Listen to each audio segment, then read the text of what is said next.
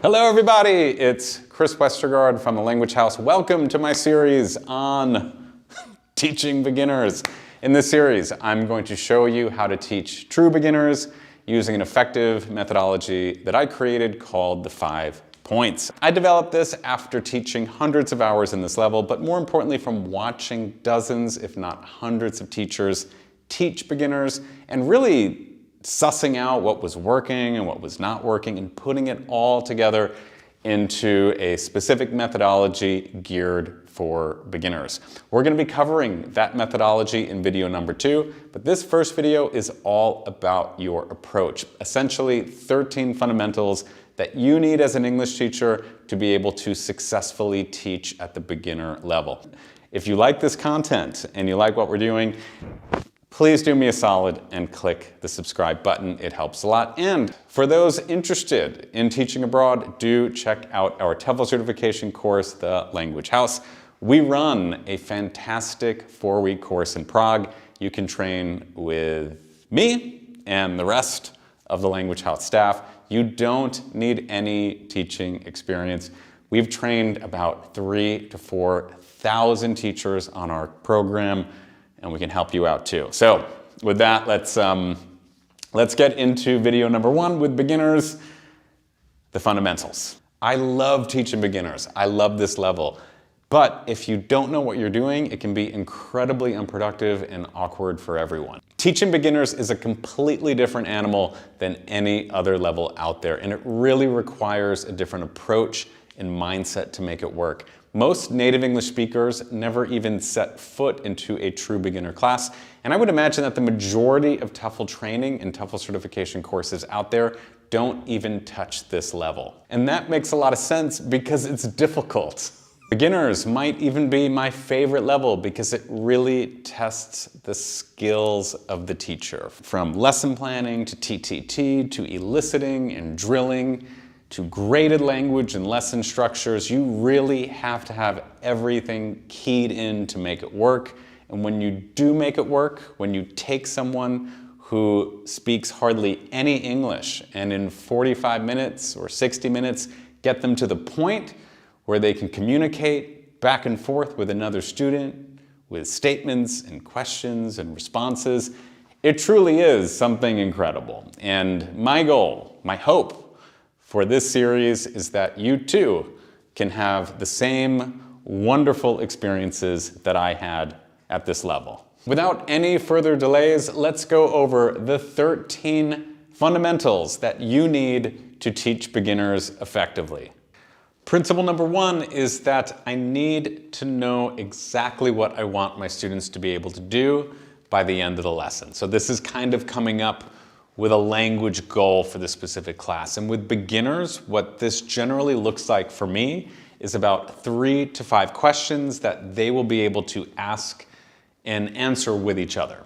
We're gonna talk about this more in video number 2 when we go over the specific lesson structure, but knowing this, like knowing the exact words and the exact phrases and the exact tenses is crucial because everything that I do from the beginning of the lesson is going to teach up to this final point. Once again, we'll talk about this a lot more in video number 2 when we go over the specifics of the 5 points. Next fundamental is that charisma is a must. Yes, of course, you need to be charismatic in all of your levels, but beginners is going to require a lot more. So you need to up that dramatically. We're talking about big smiles, friendly gestures. And part of the reason for this is that adult beginners, there's usually a lot more apprehension and anxiety when they come into the classroom, and this can be compounded if you don't speak their language or if you're choosing not to speak their L1. You really want to show the students through your body language and through the way that you interact with them that you are a friendly person, that you care about them, and almost be a little bit playful with it. I don't think that you need to teach beginners like they're children. I don't know if that works, but a little bit of a playfulness and a fun attitude really works a lot better with this level than it does with, say, some of your higher level students where it might not be as necessary. Assume they know nothing, nada, zero English. You'll do yourself a favor by making this assumption. So many teachers enter into their beginner class and they just use a lot of extra language, or they assume that their students know some of the vocab that is naturally showing up in sentences or worksheets or everything else. And the problem with this is that it's really easy to go over a beginner's head quickly. And when you do that, it leads to a lot of anxiety and worry and apprehension. The way that I solve this is I really just assume that they know nothing. So every single word that shows up in my lesson, whether it's in a sentence or in a question, I elicit it and I pre-teach it and I go over it before I just put it up there. The next fundamental is hardly ever speak. Beginners don't understand anything. Your TTT is going to kill you in the class with beginners like you've never seen before. A pre-intermediate student or an intermediate student, obviously like upper intermediate students, yeah, they can handle a lot of that extra language and they can handle that TTT. Beginners can't. You can't go into a class and just start talking, and you really need to only speak when it's necessary. And I would also recommend only use the words and the phrases, for the most part, that are showing up in your final conversation. So for example, if I'm teaching the word buy and they're going to be using that in their final dialogue, I don't want to use the word get or shop or purchase if those words are not coming up. If I just randomly use those, just like out of habit, switching the words up, they're gonna get really confused. So TTT, you need to keep it low, and you really need to practice this in advance. Build up your language statements slowly. I'll start with words, and then I'll teach the statements, and then we'll work on the questions to the statements. And eventually, all of this slowly gets built up to the point when students have a lot of experience and practice with both the questions and the answers, and they will be able to ask each other in real time these statements. But it needs to be done in a very slow and meticulous way. When I'm teaching, I'm going to be using a lot of visuals. This is going to be realia, props, drawing, pictures, miming, etc. Try to stay away from contextual explanations or definitions or teaching that involves a lot of language, because they don't have that language pool. If you try to explain a word using L2, it's likely they're not really going to be able to understand what you're saying because all of the other words in the sentence are confusing. And as mentioned with beginners, once they get a little bit anxious, they tend to kind of stop immediately. So when you're teaching, it's all visuals, it's all props, it's all miming. Elicit everything.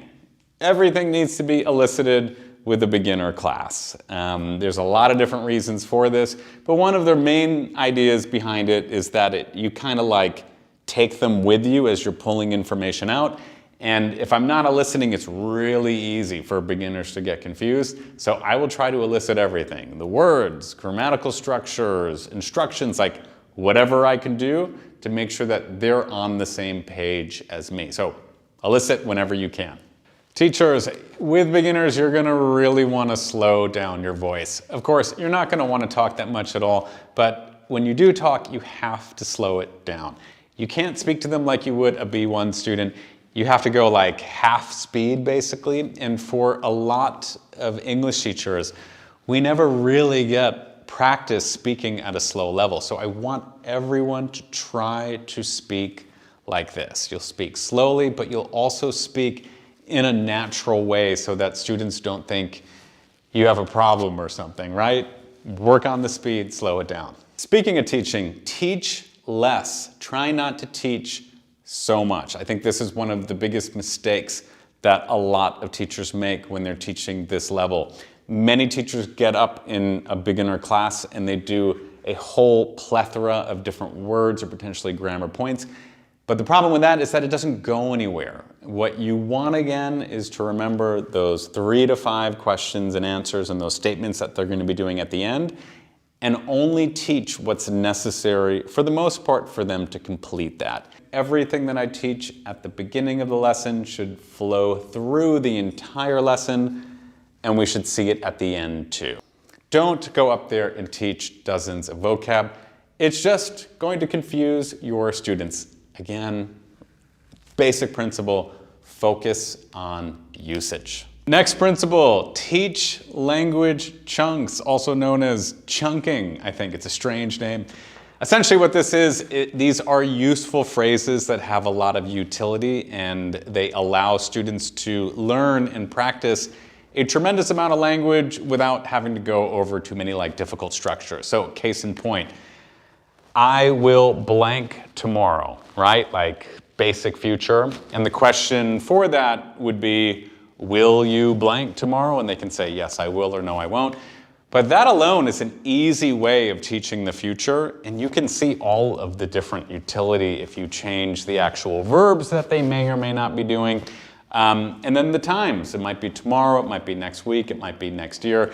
But even in a short amount of time, you can teach and practice a tremendous amount of language that your students will find useful when they leave the classroom.